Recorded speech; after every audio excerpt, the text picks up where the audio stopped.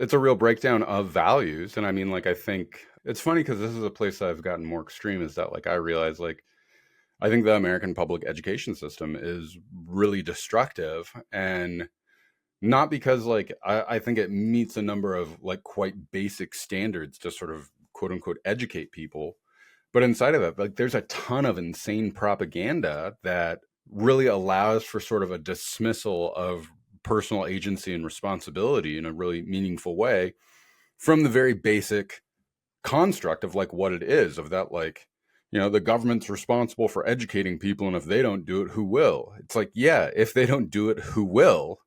And then, like, it's funny because there's this interesting moment where we're like, yeah, like, that's the question. I'm like, yeah, it is the question. Like, it's you. Like, that, like, if you have kids, you should be responsible for teaching them. Like, it seems, I don't know, it seems insane to me, the idea of that, like, I'm supposed to go take my kids and, like, leave them with a stranger, and that stranger is supposed to, like, embed values inside of them.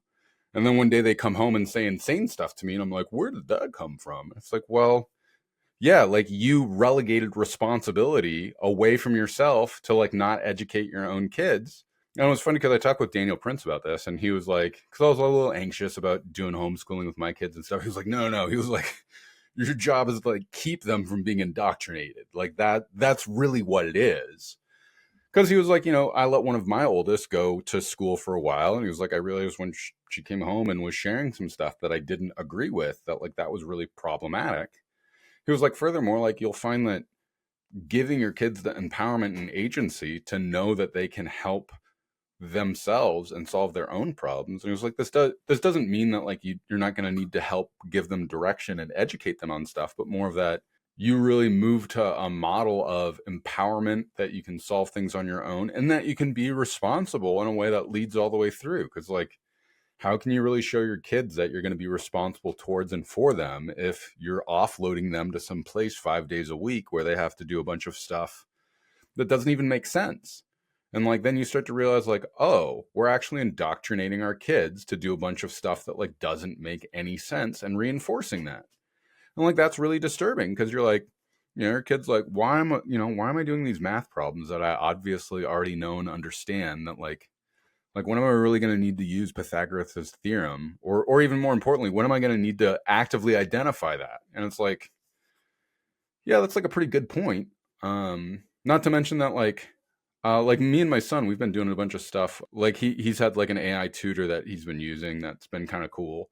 And he's moving away from that. So we're talking about, like, let's install DeepSeek on your computer and, like, do some modifications of it so it can be private. But, like, to me, this seems to destroy the entire educational model from top to bottom, and that we need to start really actively thinking about how we want to take responsibility for ourselves and what we learn.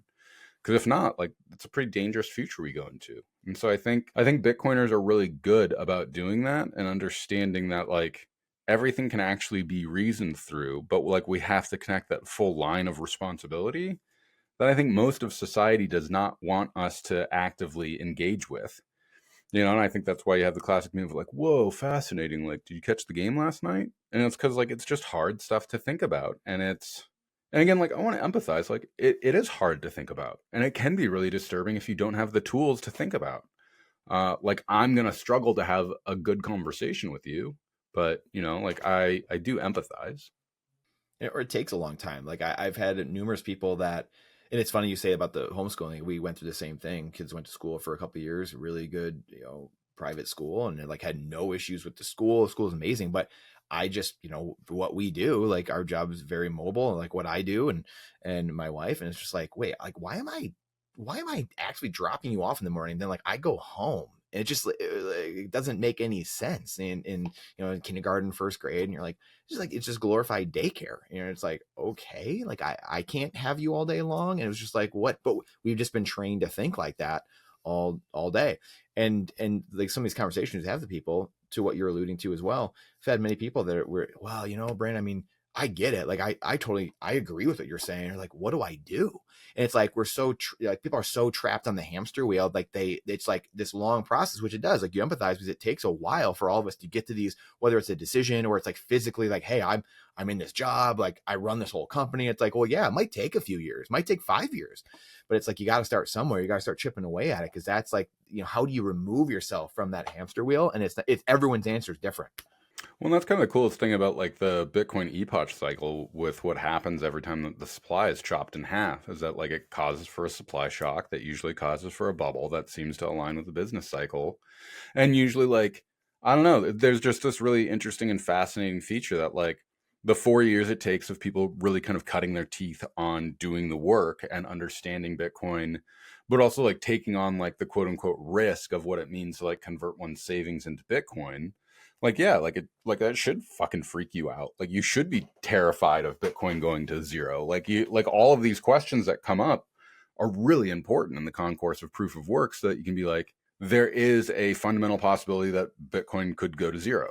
That's just as true for the dollar or any other human asset. Like, so why wouldn't it go to zero? And doing, again, the proof of work as opposed to what the, contemporary system wants is proof of stake. Like, the central bank will never let the dollar fail. Just trust me. And it's like, okay, well, if we look at history, like, is that something we should actually trust? And like, again, returning to the nomenclature of like, don't trust to verify, like, well, I can actually verify why Bitcoin can't just create new coins. Like, I can't do that with the dollar system. And this is all really, really important. And I feel like as people really build up their own proof of work and, building on each successive block of information that they get, there starts to be a real robust understanding of, oh, okay, yeah, it seems like Bitcoin is something that I can actually trust more than the dollar system or gold or a number of other things for various reasons.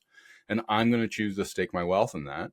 And then when you go through one of the 4-year cycles and finally Bitcoin pops and, maybe you can double or triple what your savings have been, that now becomes a bootstrapping mechanism that you go, oh, like, instead of me having, 50,000 in savings, I have 200,000 in savings. Like, now that's the difference between me being closer to retirement versus me actually having a nest egg for me to go off and do my own thing that's really important to me.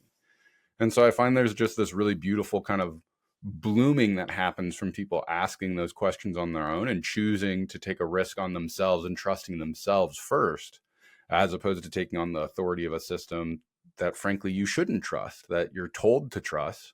And usually it betrays most people. And even if it doesn't betray them, it usually, like, the best it can do is get close to its promises, but it's definitely not going to over deliver on those promises. Whereas it seems that Bitcoin kind of does the opposite. What are your thoughts on just a super cycle at some point? Do you think it'll always kind of be just this ebb and flow because of the supply shock? Or do you think there will be at some point it'll be, is it this cycle? Is it 10 cycles from now where you're like, you know what? I think this might be the trigger where it just kind of just balloons. If you want the answer to that question right there and you like that spicy clip, check it out here. Come on, we'll see you in there. But if you want the full interview in its entirety, all the spicy clips put together, and you're not going to want to miss it, believe me, then check that out here. Come on, we'll see you in there. Do it.